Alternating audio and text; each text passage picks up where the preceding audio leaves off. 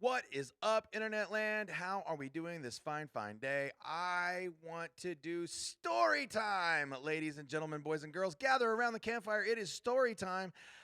Hope you are ready for this. I want to share about the time that I was removed, kicked off of, thrown out of a jury for voicing my thoughts on resisting arrest. That's right. This video is going to be Pastor reacts to resisting arrest. And if you hang out with me and you listen to my story, I'm going to reward you at the end of the video, and I'm going to show you about the time that I got tased.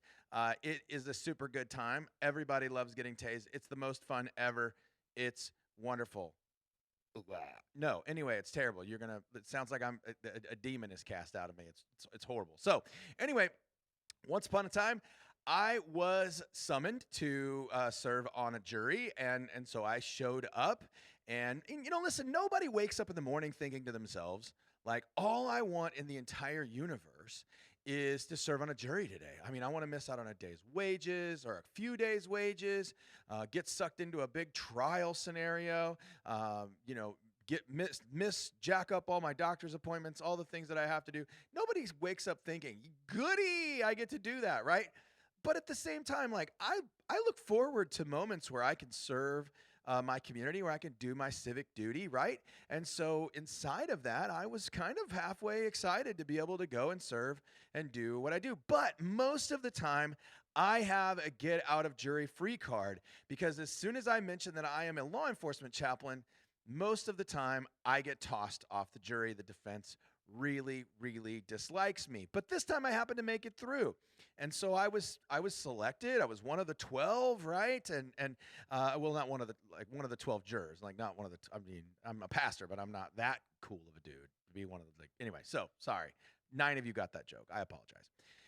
Anyway, so we were selected and everything went great. We got it. So we went on recess. We came back from recess, and when we came back, we were no longer sitting in the audience area, not congregation. What do we call that? Anyway, general seating, general admission. That's where we were. We were no longer in general admission.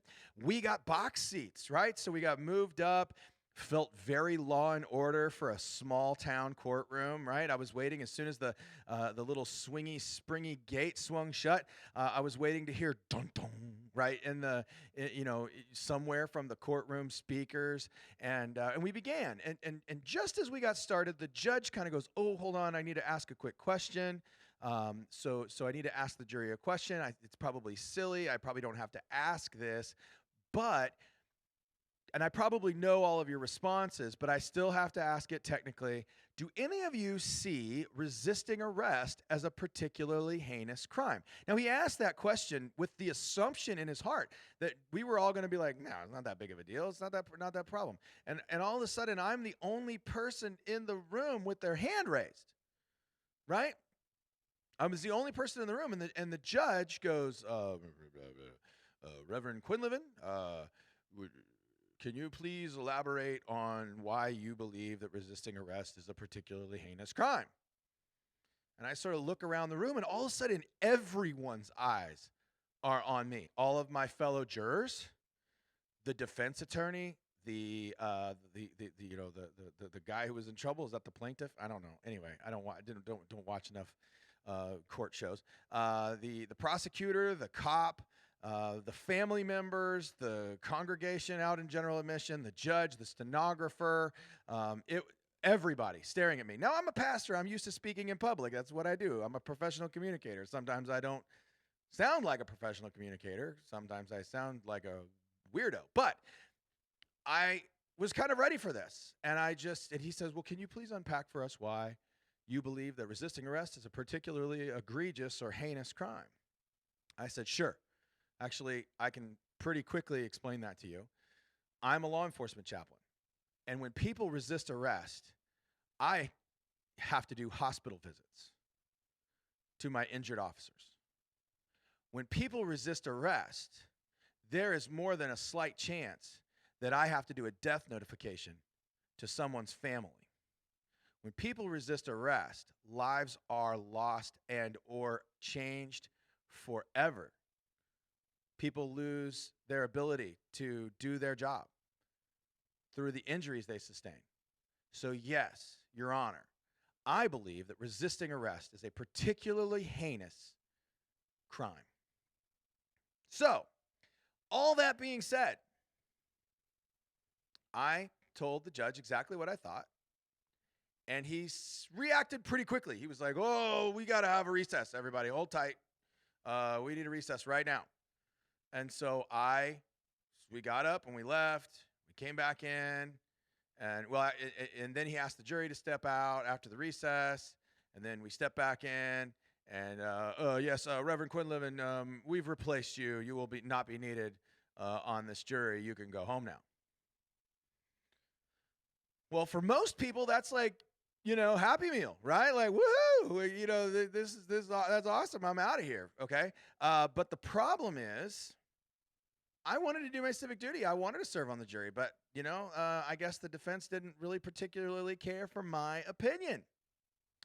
And it's true, you guys. Like I get that this is a particularly timely conversation. We're having a lot of conversations about resisting arrest, aren't we? We're having a lot of conversations about the fact that people both the accused and the officers' lives are in major peril during resisting arrest scenarios. So the bottom line is, boys and girls, friends, family, gentlemen, ladies, don't resist arrest. If you think you're going to win this court case on the side of the road and that you are going to curbside lawyer yourself out of this ticket, infraction, citation, or arrest, I need you to understand that, like, the beginning of your Miranda rights are, you have the right to remain silent. You should absolutely do that, okay? Now, there's going to be a moment where you're going to have to speak up for yourself. It's going to be in a courtroom. It's going to be with a lawyer. It's going to be with somebody that's going to, like, stand with you. According to, like, the things, if you can't afford one, well, you'll get one. I'm not going to say that our judicial system isn't a disaster. I'm not going to say that sometimes you're going to get a crappy one that's overworked and underpaid and doesn't really care. That happens too. So maybe try your best not to be a bonehead, but if you are going to be a bonehead, maybe take your lumps, okay? Now, I recognize it's very, very hard to make rational decisions about whether or not to resist arrest when you're high on, I don't know, methamphetamines and fentanyl, or what other kind of drug cocktail of your choice. But let it be the goal of your life. Let it be the goal of your existence to not be a knucklehead, to not be a jerk, to maybe just live life at peace with one another around you. I know it's difficult. I know it's hard. Just my pastoral advice to you. Do your best to live at peace with everyone. You're going to hear me say that a lot in my videos. And I'm not always the best model of that. And listen, here's the story. Don't think that I don't understand, I don't know, that there are bad cops out there. There are bad and evil cops. There are 100%. That is true. That is 100% true. There are bad and evil cops. But I would go, just like there are bad and evil doctors. I think we've seen a couple of them this year. There are bad and evil teachers.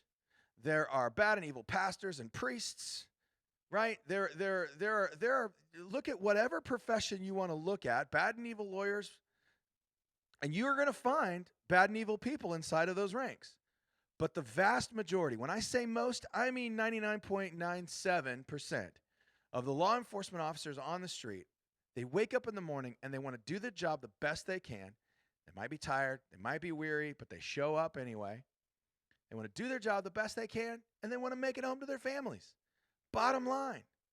So that's just the God's honest truth. Now, if you resist arrest, there's gonna be some consequences. There's gonna be some craziness happen out there. And we're gonna end this video with you getting the opportunity to watch me get tased. And let me just tell you, children, don't get tased.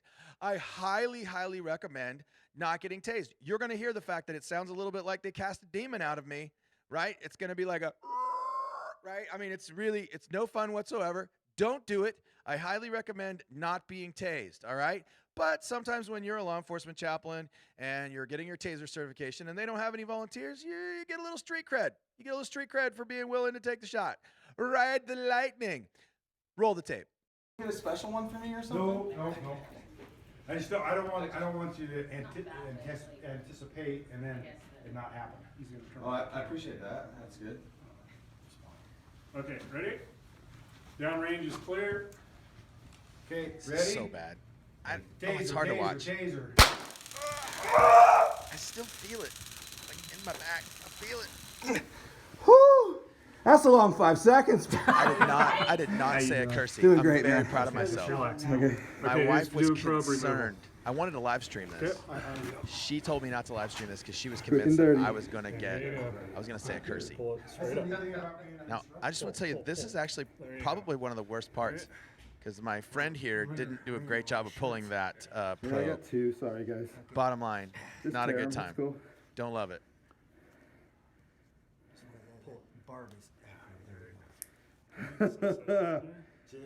Woo! It's not great. Don't do it. Don't get tased. Zero fun. I love you. That love pales in comparison to how much God loves you. Rest in that love. Don't resist arrest. Don't be stupid.